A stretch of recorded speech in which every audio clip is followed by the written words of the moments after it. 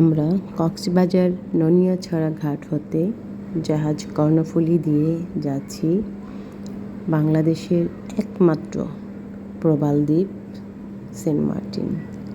আমরা এখন রয়েছি বঙ্গোপসাগরে।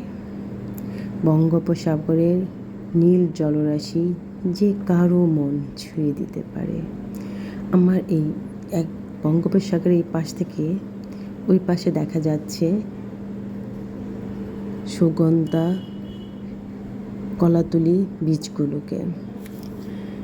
দূর থেকে যদি একটু আবছা বা অল্প অল্প দেখা যাচ্ছে, বাট নীল জলরাশি যে কারো মন হরণ করতে পারে।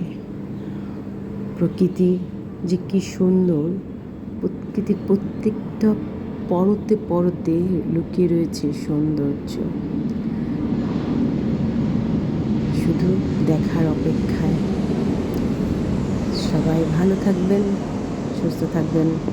আল্লাহ হাফেজ।